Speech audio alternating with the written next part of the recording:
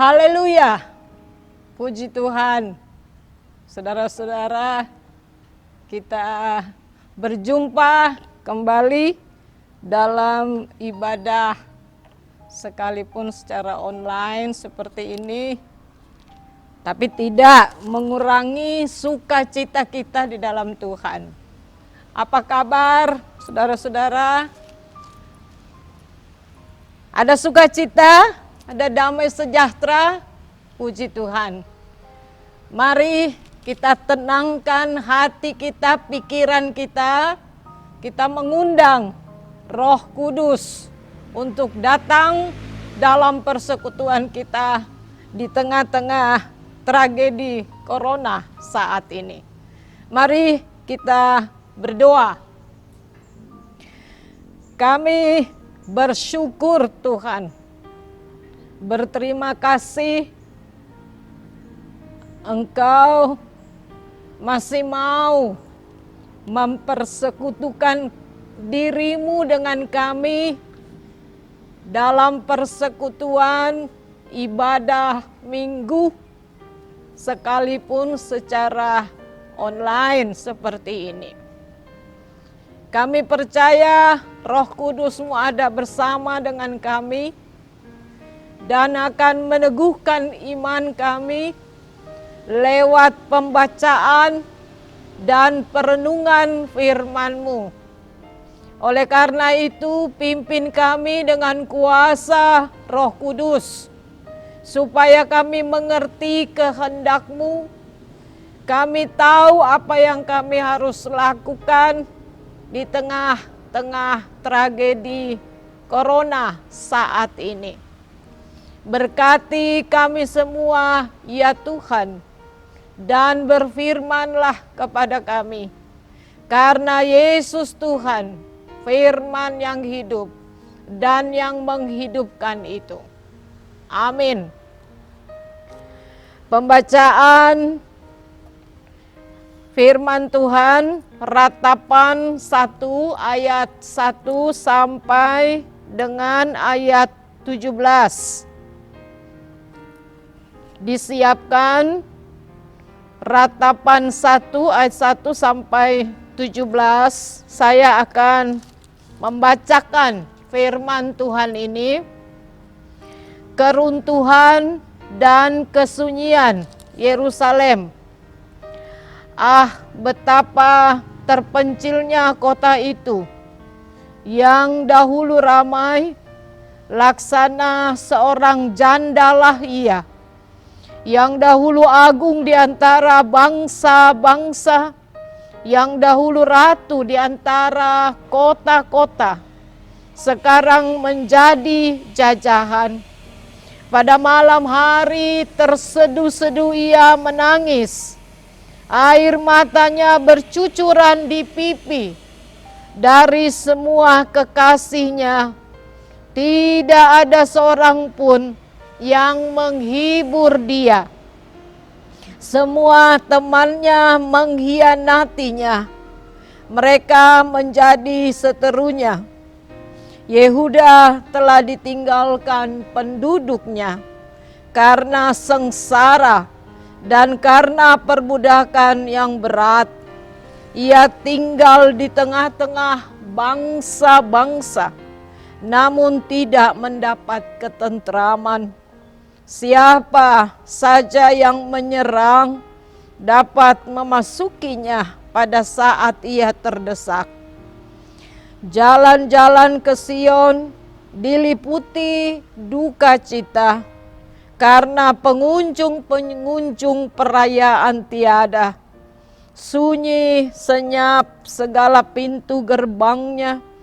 Berkeluh kesahlah imam-imamnya, bersedih pedih darah-darahnya, dan dia sendiri piluh hatinya. Lawan-lawan menguasainya, seteru-seterunya berbahagia. Sungguh Tuhan membuatnya merana karena banyak pelanggarannya. Kanak-kanaknya berjalan di depan lawan sebagai tawanan. Lenyaplah dari putri Sion segala kemuliaannya. Pemimpin-pemimpinnya bagai rusa yang tidak menemukan padang rumput. Mereka berjalan tanpa daya di depan yang mengejarnya. Terkenanglah Yerusalem pada hari-hari sengsara dan penderitaannya akan segala harta benda yang dimilikinya dahulu kala.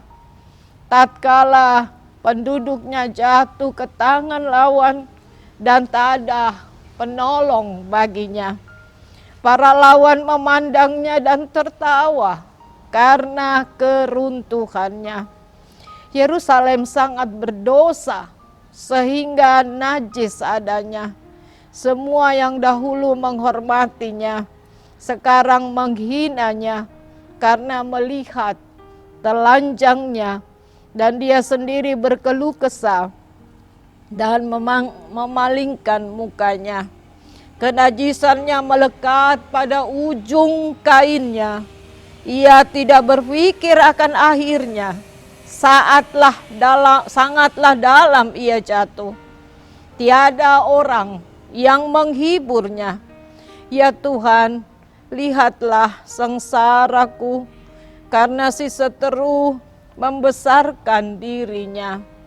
Si lawan mengulurkan tangannya kepada segala harta bendanya, bahkan harus dilihatnya bagaimana bangsa-bangsa masuk ke dalam tempat kudusnya, padahal Engkau ya Tuhan telah melarang mereka untuk masuk jemaah-Mu.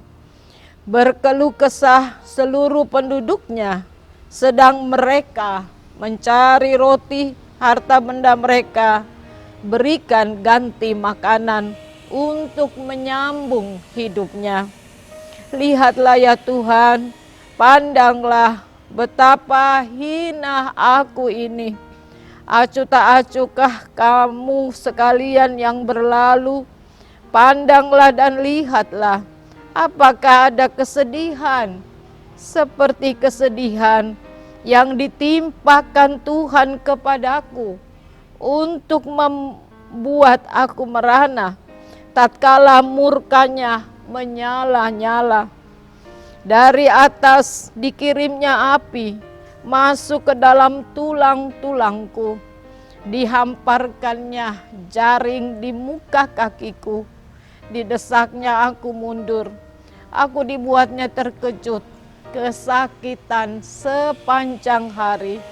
Segala pelanggaranku adalah kuk yang berat, suatu jalinan yang dibuat tangan Tuhan, yang ditaruh di atas tengkukku sehingga melumpuhkan kekuatanku.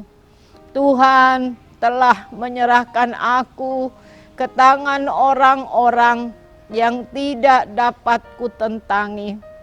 Tuhan membuang semua pahlawanku yang ada dalam lingkunganku.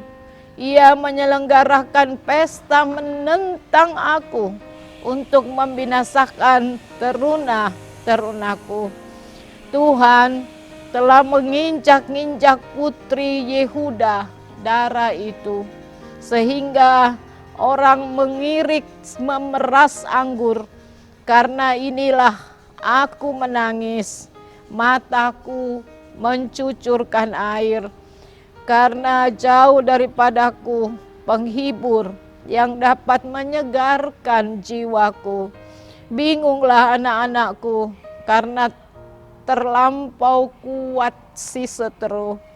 Sion mengulurkan tangannya, tetapi tak ada orang yang menghiburnya. Terhadap Yakub dikerahkan Tuhan, tetangga-tetangganya sebagai lawan.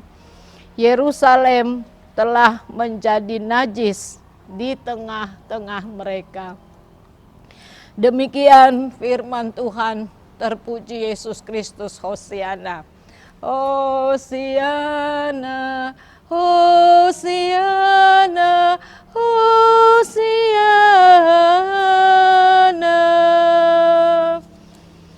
Bapak, Ibu, saudara-saudara yang diberkati Tuhan Yesus Kristus, Shalom. Apa kabar Bapak Ibu? Ya, sekalipun saat ini saya berkhotbah tidak ada jemaatnya, ya seperti biasa, tetapi saya percaya jemaatnya ada di rumah masing-masing dalam keluarga, sedang bersekutu bersama-sama dengan Tuhan. Dan oleh karena itu, dimanapun kita bersekutu, baik di gereja, di keluarga, di rumah, tidak akan mengurangi sukacita kita di dalam Tuhan. Nah, mari kita kembali kepada firman Tuhan saat ini. Kita tahu Yeremia adalah seorang pelayan Tuhan. Tetapi muncul pertanyaan, mengapa Yeremia meratap dalam pembacaan kita? Bahkan kalau kita mau lebih melihat kondisi Yeremia saat itu, sebenarnya Yeremia bukan hanya meratap, mau dikatakan bahwa dia menangis terseduh-seduh. Yeremia itu sangat berduka cita, Bapak Ibu. Saudara-saudara, mengapa Yeremia berada dalam kondisi yang seperti itu? Meratap, menangis terseduh-seduh, bahkan berduka cita. Saudara-saudara yang diberkati Tuhan Yesus Kristus, rupanya Yeremia sebagai pelayan Tuhan itu menjadi saksi mata dari peristiwa yang mengerikan, peristiwa yang dahsyat yang terjadi di kota Yerusalem. Kalau kita lihat perikopnya, judulnya Keruntuhan dan Kesunyian Yerusalem. Jadi Yeremia menjadi saksi mata dari peristiwa yang mengerikan, peristiwa yang sangat dahsyat yang terjadi menimpa orang-orang Israel di Yerusalem. Apa yang terjadi, Bapak Ibu? Pasukan Babel, Nebukadnezar datang menyerang kota Yerusalem. Mereka datang menyerang, mereka datang menjarah semua harta milik mereka. Bahkan barang-barang di dalam bait Allah pun mereka jarah. Bahkan bukan itu saja, mereka juga melakukan pemerkosaan orang-orang penting, pejabat-pejabat, imam-imam, bahkan pelayan-pelayan ditawan oleh mereka. Mereka dikepung di kota itu. Dan kota Yerusalem akhirnya dibakar oleh mereka. Saudara-saudara yang diberkati Tuhan Yesus Kristus, tragedi kota Yerusalem ini sangat-sangat mengerikan, Bapak Ibu. Kita sudah bisa bayangkan teriakan anak-anak yang ketakutan, teriakan ibu-ibu, bahkan bapak-bapak, ya umat manusia, umat Tuhan, itu luar biasa. Korban berjatuhan, Bapak Ibu. Kalau korban corona masih bisa terdata, Bapak Ibu, ya. Kemarin saya mendengar berita korban yang sudah positif itu sudah 1046 orang. Dan ada yang meninggal, ada yang sembuh. Itu masih bisa terdata. Tapi korban yang jatuh dalam tragedi kota Yerusalem itu sudah tidak bisa terdata. Saudara bisa bayangkan mayat di mana-mana. Saudara-saudara, kota Yerusalem dibakar, lalu dikepung, sehingga orang tidak akan bisa lari menyelamatkan diri. Saudara-saudara, sangat-sangat dahsyat, sangat-sangat mengerikan yang terjadi. Padahal kita tahu kota Yerusalem itu sebenarnya kota Allah. Karena di Yerusalem itu ada bait Allah, pusat peribadahan umat Israel di sana. Itu kota umat Allah yang diberkati, kota yang diberkati. Tetapi sekarang kota itu sudah hancur, sudah runtuh. Kota itu sudah dibakar. Dan begitu banyak korban yang berjatuhan, mayat di mana-mana. Saudara-saudara, sangat-sangat mengerikan. Lalu saudara-saudara, inilah yang membuat Yeremia itu sangat meratap. Dia menangis terseduh-seduh karena dia menjadi saksi dari semua peristiwa ini. Dan dia tidak bisa berbuat apa-apa. Dia teringat kota Yerusalem, tempat umat Tuhan beribadah, tempat di mana dia berkhotbah di situ, tempat di mana dia mengajak umat Israel untuk bertobat, sekarang sudah tinggal puing-puing. Saudara-saudara yang diberkati Tuhan Yesus Kristus. Lalu muncul pertanyaan Bapak Ibu, mengapa Allah membiarkan kota Yerusalem itu runtuh? Mengapa Allah membiarkan kota Yerusalem itu menjadi kota yang mati? Saudara-saudara yang diberkati Tuhan Yesus Kristus, padahal tadi saya katakan bahwa di kota Yerusalem itu ada bait Allah yang dibangun oleh Salomo. Dia membangunnya 7 tahun lamanya, dalam sekejap saja dihancurkan. Dan yang menghancurkan itu adalah bangsa kafir. Tak terhitung saudara-saudara berapa korban yang terjadi. Saudara-saudara, ini tragedi Yerusalem. Dan saya teringat pernah terjadi tragedi Jakarta, di kota Jakarta sekitar tahun 98. Waktu itu terjadi bahwa kota itu terjadi penjarahan besar-besaran, pemerkosaan, dan kota itu sangat-sangat mencekam, dahsyat, dan banyak sekali korban dan orang menderita. Saya juga teringat terjadi waktu zamannya Hitler, kalau kita ingat bagaimana Hitler itu membunuh kurang lebih mungkin 500 orang Yahudi waktu itu. Dia sekap dalam satu ruangan yang bergas, dan orang tidak bisa melarikan diri, tidak bisa menyelamatkan diri, dan akhirnya mereka semua mati dalam ruangan itu. Ini tragedi Jakarta, tragedi Jerman, tragedi kota Yerusalem. Dan sekarang kita diperhadapkan dengan tragedi corona di Jakarta ini, di Batam, bahkan di seluruh Indonesia, juga di seluruh dunia. Saudara-saudara yang diberkati Tuhan Yesus Kristus, kalau tadi dipertanyakan mengapa Allah membiarkan kota Yerusalem itu hancur, mengapa Allah membiarkan kota Yerusalem itu dibakar habis bersama dengan penduduknya, maka sekarang kita juga bertanya, mengapa Allah membiarkan semua itu menimpa orang Israel? Padahal orang Israel itu adalah umat yang diberkati Tuhan. Tetapi kenapa kemudian menjadi umat yang dimurkai oleh Tuhan?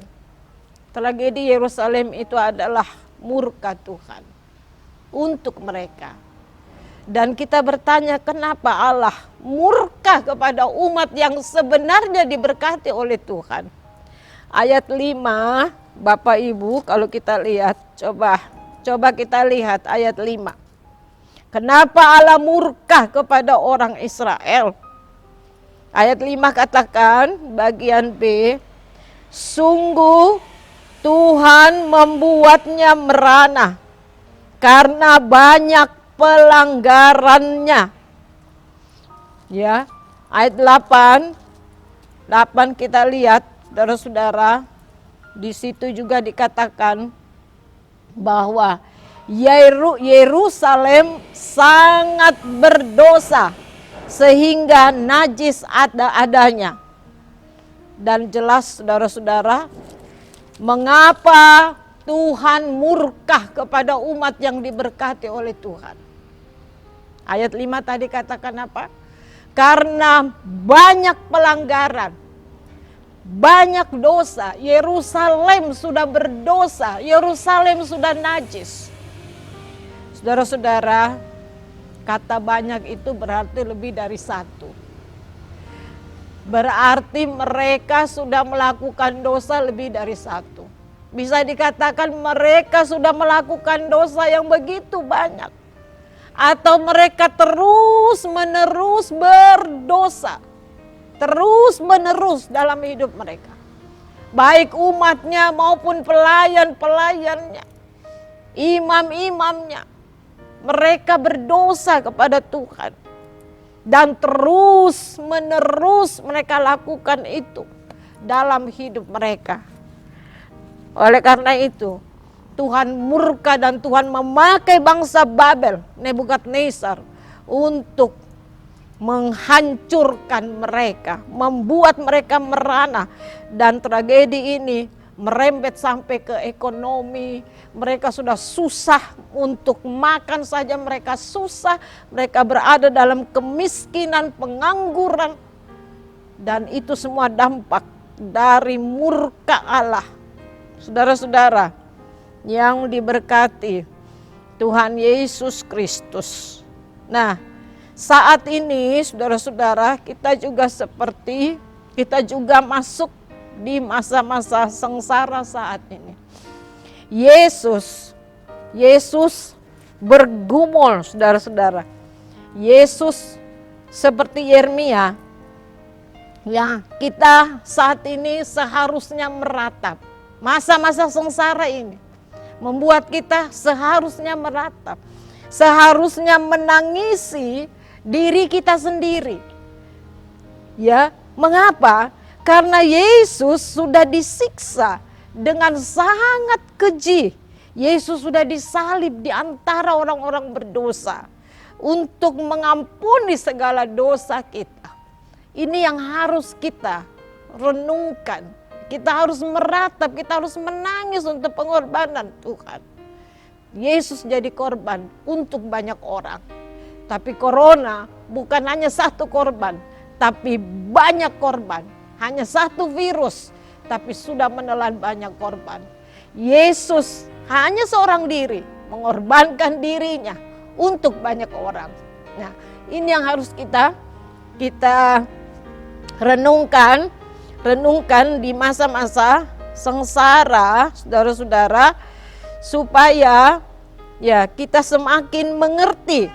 Bahkan ketika Yesus diperlakukan dengan sangat keji oleh orang-orang saat itu, pasukan Romawi, apa yang Yesus katakan? Yesus katakan, ampunilah mereka karena mereka tidak tahu apa yang mereka perbuat. Saudara-saudara, ini luar biasa makna yang terkandung di dalamnya. Bayangkan mereka sudah mencaci maki, sudah menyiksa Yesus, sudah menyalibkan Yesus, sudah memperlakukan Yesus sangat keji. Yesus katakan, ampuni mereka. Karena mereka tidak tahu apa yang mereka perbuat. Saudara-saudara yang diberkati.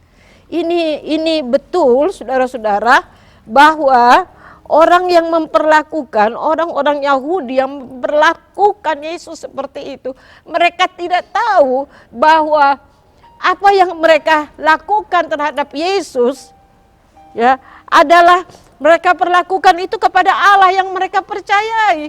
Karena Yesus itulah Allah yang menjadi manusia, yang datang untuk mengorbankan dirinya, mengampuni dosa-dosa kita. Dan itu tidak diketahui, tidak dipahami oleh orang Yahudi. Kalau mereka percaya, mereka pahami, mereka percaya bahwa Yesus itu adalah Allah, mereka pasti tidak akan perlakukan Yesus seperti itu. Oleh karena itu, Yesus katakan, ampuni mereka. Karena apa yang mereka buat mereka tidak sadari. Mereka tidak mengerti bahwa yang mereka siksa itu, yang mereka salibkan itu adalah Allah yang mereka percayai di dalam Yesus Kristus. Nah, saudara-saudara yang diberkati Tuhan Yesus Kristus, jadi ini yang harus kita renungkan Bapak Ibu di masa-masa sengsara, supaya kita jangan lagi melakukan banyak-banyak dosa. Ya, jangan lagi kita hidup dalam dosa, karena dosa kita Allah itu dikorbankan karena dosa kita. Allah dikorbankan, saudara-saudara. Allah disalibkan. Tetapi apa yang terjadi dalam kehidupan orang Kristen terutama, ya saudara-saudara, bahwa dosa itu justru makin bertambah-tambah. Dan akibatnya saat ini kita diperhadapkan dengan satu peristiwa yang sangat menyedihkan, satu peristiwa yang sangat menakutkan. Seperti orang Israel mengalami bagaimana Yerusalem dihancurkan. Ya, yaitu peristiwa satu virus yang bisa mematikan banyak orang, yang membuat kita panik, yang bisa melumpuhkan segala hal. Tragedi corona, saudara-saudara. Saya tadi katakan bahwa kalau di Yerusalem tidak terdata berapa korban yang hancur, berapa mayat yang berkelimpangan di jalan, tapi tragedi corona masih bisa terdata, saudara-saudara. Dan kita bertanya, mengapa Tuhan membiarkan?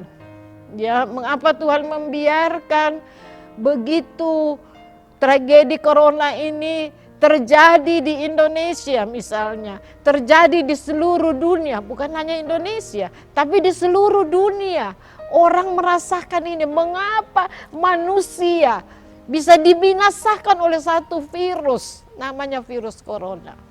Nah, firman Tuhan ini mau menghantar kita untuk mengerti bahwa virus corona ini adalah satu tindakan Allah.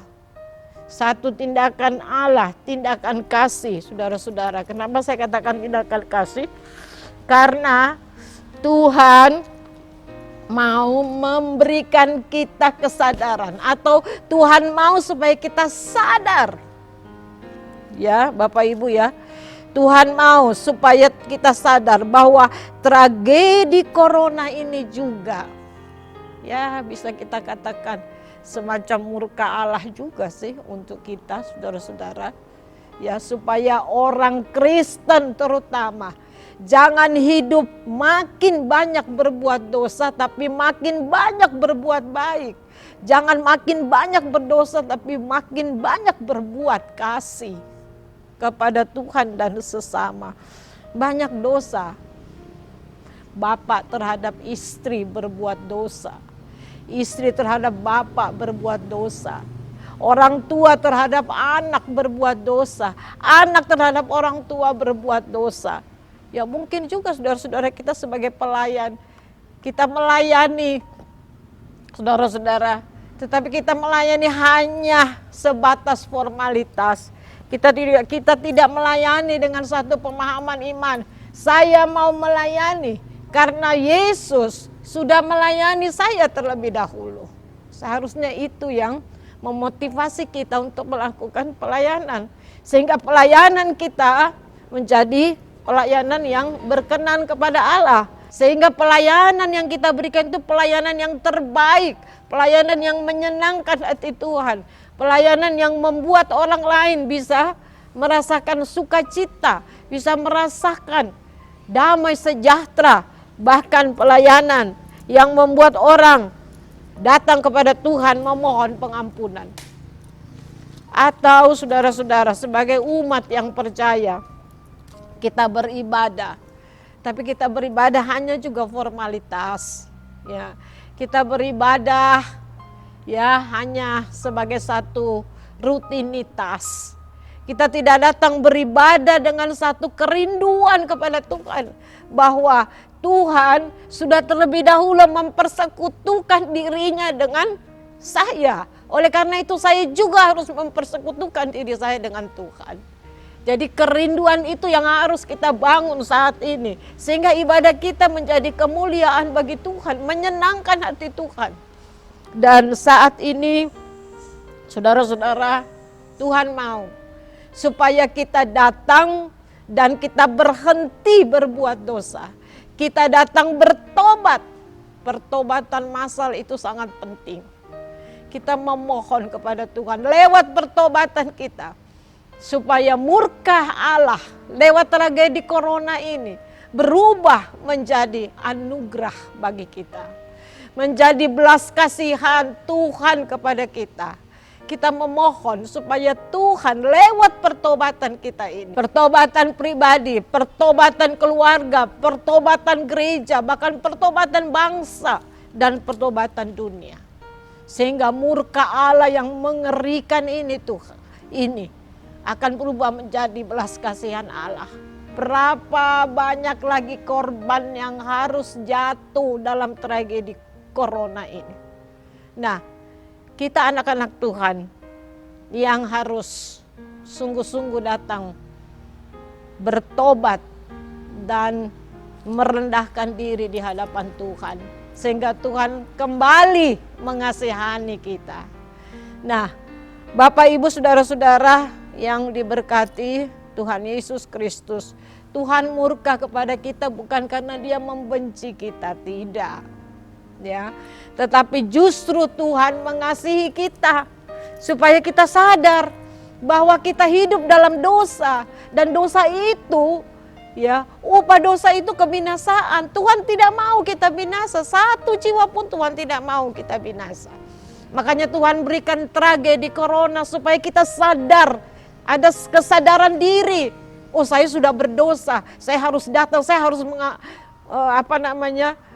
bertobat. Saya harus mengampuni orang lain, saya harus berdamai dengan orang lain. Dan akhirnya kita berdamai dengan Tuhan. Dan Allah kembali mengasihi kita. Dan tragedi corona ini selesai, saudara-saudara. Dan itu bukan lagi menjadi tragedi, tetapi menjadi berkat bagi kita. Sekarang Allah sedang memproses iman kita, saudara-saudara, menjadi iman yang berkualitas untuk kemuliaan Tuhan. Dan saudara-saudara, di akhir pemberitaan firman ini, saya mau mengajak seluruh jemaat GPIB Sebulon. Mulai besok, saudara-saudara, kita melaksanakan secara khusus, besok itu hari Senin, maksud saya, hari Senin tanggal 30, GPIB Jemaat Sebulon melaksanakan doa dan puasa secara khusus, ya, supaya murka Allah berhenti dan murka ini menjadi anugerah bagi kita. Jadi semua, saya harap semua jemaat, Bapak, Ibu, saudara-saudara, mari secara khusus kita berdoa dan berpuasa mulai hari Senin. Kita mulai jam 6 pagi sampai dengan jam 6 sore. Kalau saudara-saudara tidak tahu, saudara bisa minum. Tapi doa dan puasa itu harus. Sehingga ya kita boleh merasakan damai sejahtera Tuhan kembali. Terpujilah Yesus Kristus. Selamat hari Minggu. Tuhan Yesus memberkati kita semuanya. Amin.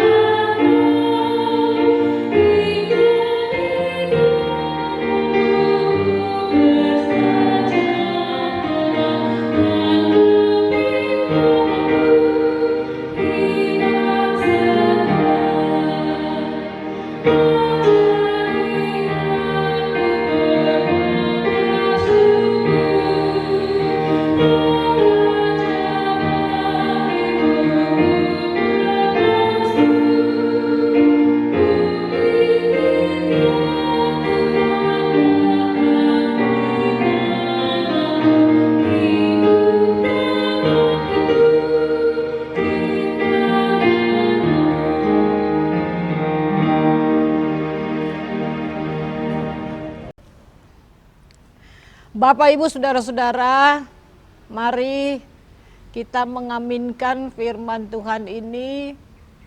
Mari kita bersyukur kepada Tuhan karena Tuhan sudah berfirman, kita sudah mengerti kenapa tragedi corona ini menimpa kita. Lewat firman Tuhan, kita mengerti itu. Oleh karena itu mari kita satukan hati kita dalam kerendahan dan rasa syukur, kita berdoa. Mari kita berdoa. Kami bersyukur Tuhan. Kami memuji Engkau. Kami bersyukur kepadamu ya Allah ya Bapa dalam Kristus. Karena lewat kuasa Roh Kudus Engkau sudah berfirman kepada kami Tuhan. Engkau tunjukkan bagaimana Yeremia meratap, Yeremia bergumul, berkabung Tuhan. Karena kota Yerusalem dihancurkan dan korban yang jatuh begitu banyak, mengerikan, peristiwa mengerikan dan dahsyat. Lewat firman Tuhan ini kami mengerti Tuhan, bahwa tragedi corona ini juga adalah bagian dari murka Allah. Allah sudah murka kepada kami umat-Mu. Allah sudah murka kepada bangsa kami. Bahkan Allah sudah murka kepada dunia ini. Ya Allah ya Bapa, Engkau murka karena begitu banyak pelanggaran, begitu banyak dosa yang kami buat, baik sebagai pribadi, keluarga, bahkan juga gereja, juga dosa di tengah-tengah pelayanan kami ya Tuhan. Ya Allah, ya Bapa, kami bersyukur, kami mengerti bahwa saat ini kami sedang mengalami murka Allah. Dan oleh karena itu Tuhan, kami bersyukur, berterima kasih.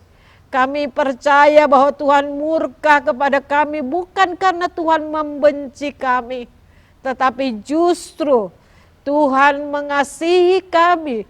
Tuhan tidak mau kami menjadi binasa karena dosa kami. Dan Tuhan ingatkan kami bahwa Yesus sudah korbankan diri untuk dosa-dosa kami, diampuni, dipulihkan Tuhan.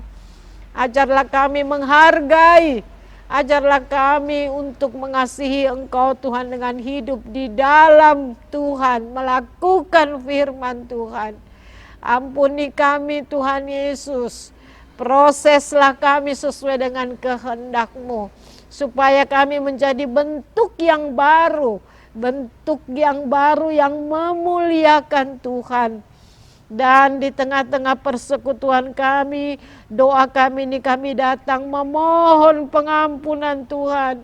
Kami secara pribadi mohon pengampunan keluarga, gereja, bahkan bangsa-Mu ya Tuhan. Dunia ini datang dengan kerendahan hati memohon Tuhan, ampuni kami ya Tuhan, supaya murka Tuhan berhenti. Tragedi corona ini berhenti Tuhan. Dan kami boleh kembali ke rumah Tuhan ini untuk bersekutu, untuk melayani. Kami boleh kembali Tuhan bersekutu di tengah-tengah ibadah-ibadah kami ya Allah. Ya Allah ya Bapa, tolonglah kasihani kami Tuhan. Dan tolong murka-Mu Tuhan Yesus, supaya Tuhan pulihkan kami. Murka-Mu menjadi anugerah bagi kami ya Allah, dan kami boleh selesai dengan tragedi corona ini karena Tuhan yang memulihkan kami, Tuhan menolong kami.